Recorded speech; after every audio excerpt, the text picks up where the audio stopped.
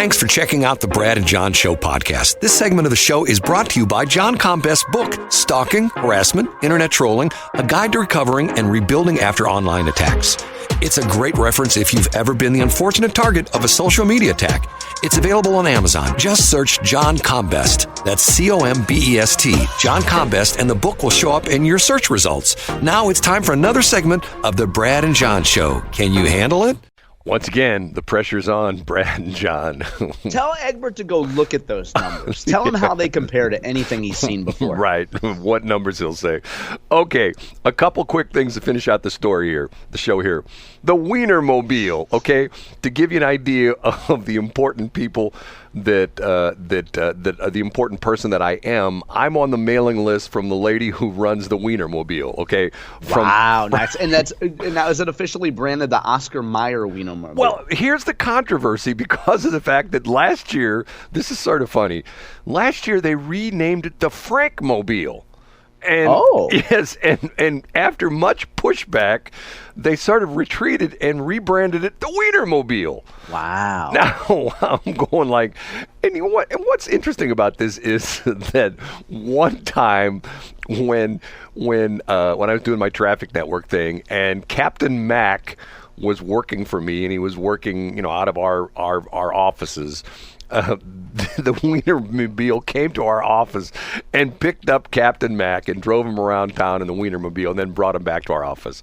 And once again, that is pre-cell phone day. I mean, there were cell phones back there, but it was pre-cell phone camera days. Yeah, there was no TikTok that you could post it on. Back in the day, there was no camera in your phone. Your phone was a phone, and that's pretty much all it was. Yeah. And then later it came texting, but you had to do the, click, click, click. You had to do the press the button 3 times to get the A. Oh, yes. That kind of stuff. Thanks for taking me back to that. Right, that was a long time that kind of stuff. Okay, so she sends me the thing. It's going to be in town, and it's going to be the only locations they have. It's going to be at Walmart's.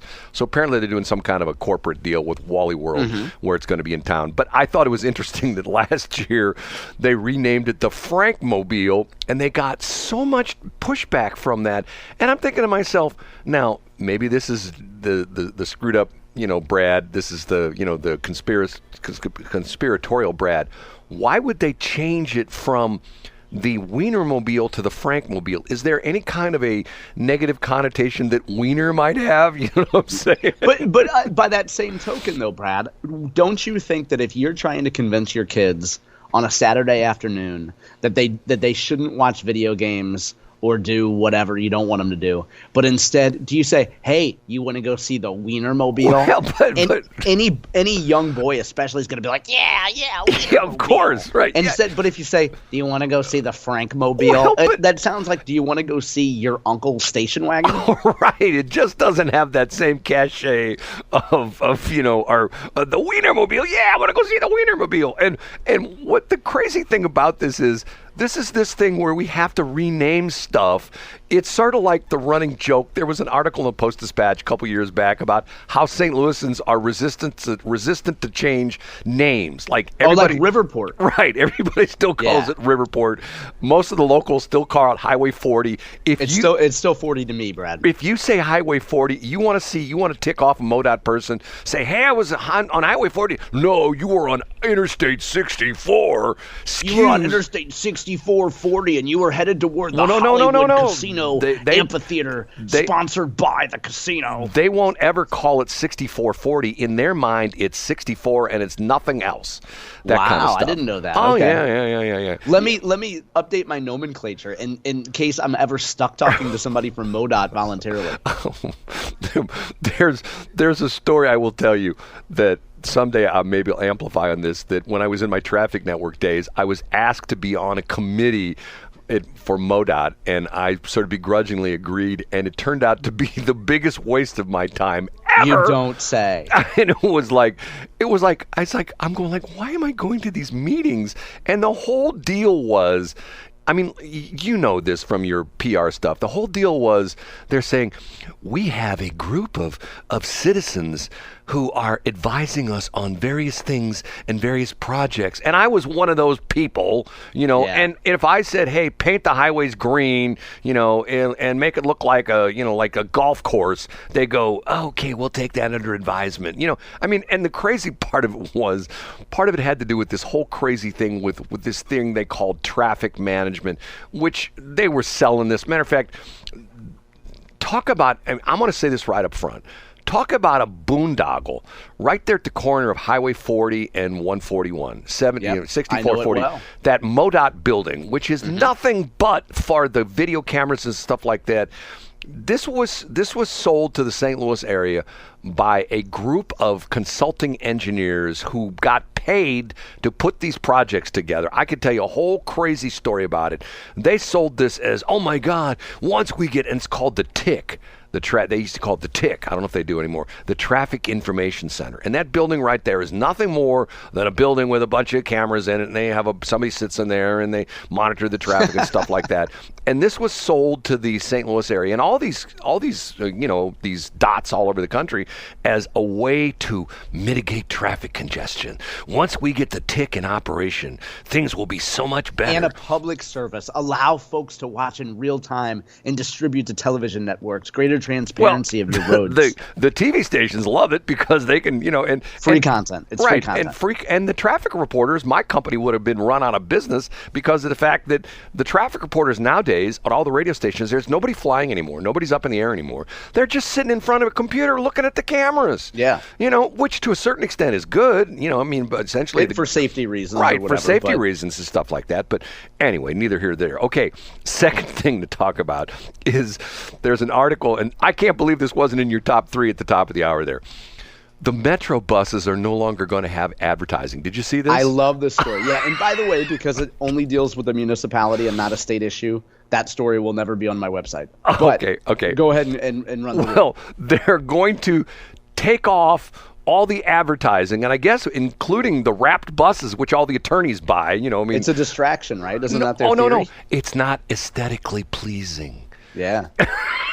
Well, first of all, you know why, Brad? Because they don't have me and you. They don't have our picture up there. And if we are nothing if not aesthetically pleasing. But the interesting part of the story is they make $1.5 million a year off the advertising. But they're rolling in money, Brad. When you got Biden bucks, why do you need – what's $1.5 million among friends? See, here's what's crazy to me. If I ran a company – and let's say it was a multi-billion-dollar company, and somebody came to me and said, hey, we can make $1.5 million by putting, like, for example, let's say we're in the shipping business, and somebody came to me and I run a $2 billion trucking company, and some guy came to me and said, hey, we can make $1.5 million by putting ads on the side of our trucks. I'd say, dude, do it. You know what I mean? In a heartbeat. Right. In a heartbeat. Do it. Right. But instead, how many companies would say, well, we're just going to get rid of $1.5 million of revenue because it makes our vehicles unaesthetically pleasing. They're not visually attractive to the eye.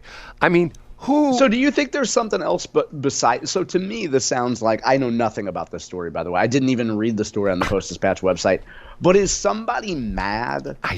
Is somebody in the agency mad at the person that runs this part of the agency wants to send a warning shot or something? What's it actually about? See, I need to do a little research on this because back in the day, there was an advertising agency that had a contract with Bi-State that they were the go-between. If you wanted to broker the deal and take a piece of the action. Right. If you want to advertise on the buses. That's a good deal. But I think they do it direct now. I don't think they go through a broker or anything like that. But wow. What are the attorneys going to do? What is Brown and Crouppen going to do? Because you know what the Onder Law firm's going to do? They're going to just sponsor more radio stations. I wish they'd sponsor mine. I know. Maybe we should talk to them, Brad. We'll talk about that offline. Right. The Metro bus. Okay, we'll talk about that. Now, last but not least on my list of weird stuff to talk about. Okay, I love videos.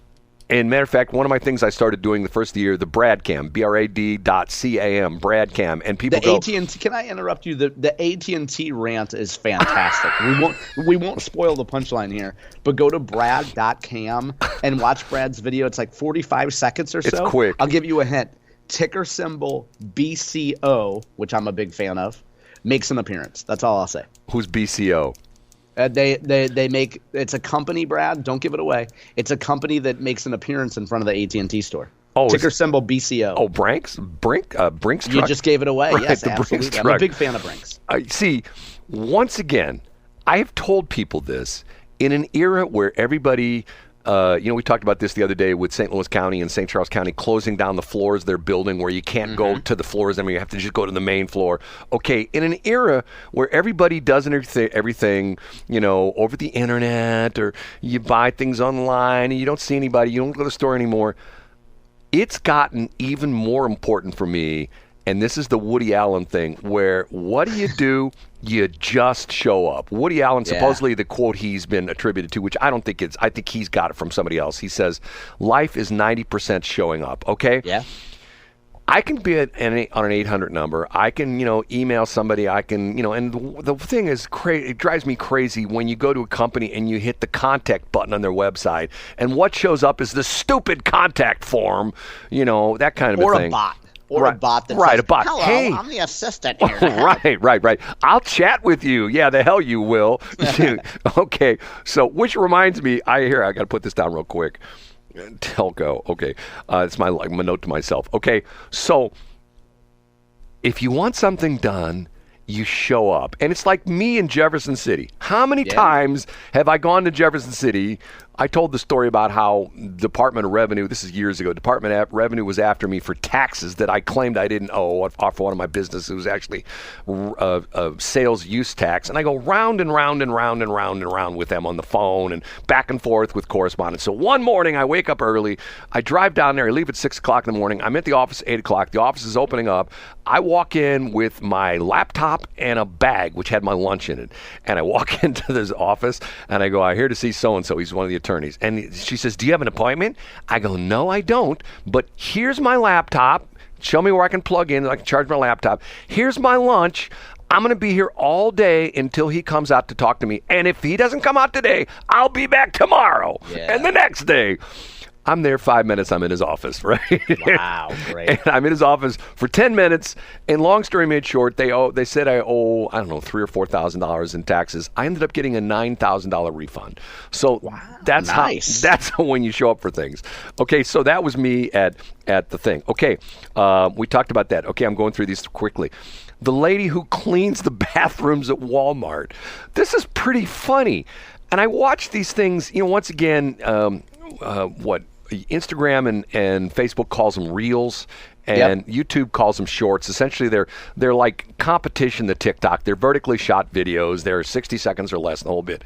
And it's this lady who drives around and she walks in with her own cleaning supplies and she cleans the bathrooms at Walmart.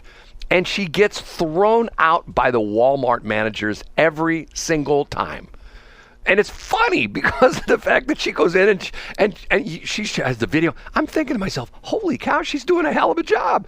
And she calls it. So, but what's is she trying to sell her service to Walmart, or is she promoting her cleaning service and using this as a stunt? I think you hit the latter, not the former. So she's going to these Walmart bathrooms, which, once again, find me a public restroom that's super clean. I will say the ones at Wally's, and if you've ever been to Buc-ee's, you can eat off the floor at Wally's and Buc-ee's. Both of them have extremely clean restaurants or restrooms, and the Wally's has the super cool, faucets that on the left side it's where the soap comes out. In the middle is where the water comes out. On the right side there's a little hand blower built right into the faucet. I haven't seen that. Oh my God! Maybe that's only at certain ones because the ones I see, I have to traipse over to the hand the hand blow dryer. This is Wally's. This is the one out there in Fenton. There's only one Wally's. There's two Wally's. One of them is up near Chicago. I think it's in Joliet. Oh, when you say Wally's, I thought you're talking about Walmart. No.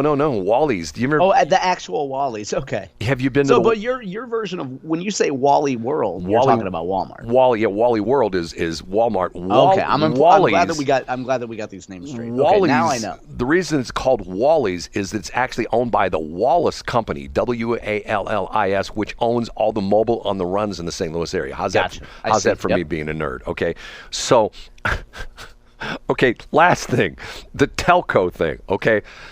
I don't know about you, all day long, I either get these AI automated calls, or They're miserable. Yes. I get people to hang up on me. So let me tell you something. I had some of these guys who were programming these AI calls. These guys have gotten really good. And this is what I do for a living. I produce commercials, and I would say I have somewhat of a trained ear that I can pick up on things that other people can't, okay?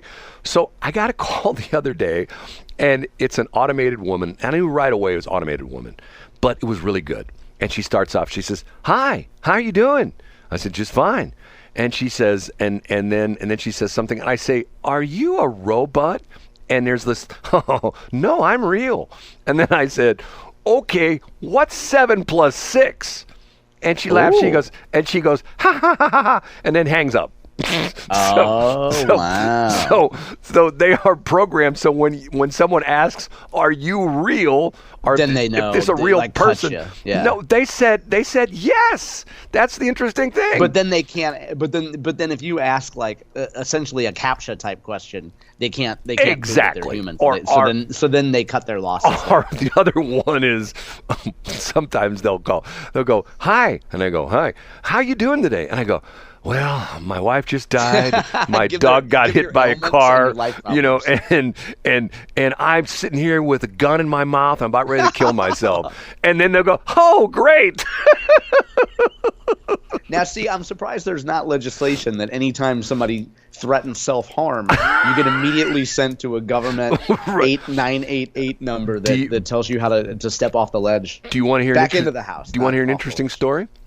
Yeah. About 2 weeks ago, matter of fact, if you want, I will record this and play it on the air, and I'll cut out the lady's name. About 2 weeks ago, or maybe 2 or 3 weeks ago, I got a call that somebody had turned me into one of the suicide lines. You're kidding me. No. And it was a real woman, and she called and she says, "Matter of fact, we're up against the thing. I'll download it and I'll play it tomorrow on the air." And wow, okay. And she gives that me. That sounds serious, though. Well, I know. Maybe that shows you. Maybe they listened to the show and they thought to myself, "That guy is about ready to off himself," because that show sucks. And if I were him, I would kill myself too. Okay, we got to get out of here. Goodbye, everybody. We will see you on Friday. As Shelley Barr would call it, Friday. Yeah, Friday. We got to get her on the air. Unfortunately, I'm still working on the damn phone system and I can't get it to work. How crazy is that? I'm using the exact same system that I use in the other studio. It works great in the other studio. In this studio, it doesn't work with a poop.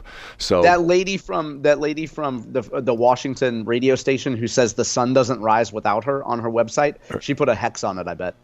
She really says the sun doesn't rise without her? Go to the website. The tagline is "The sun doesn't rise without her." Check it right now. And you know what? And she's not talking about the sun in the sky. she's talking. It's 8:00. Okay. We'll see you later. Bye.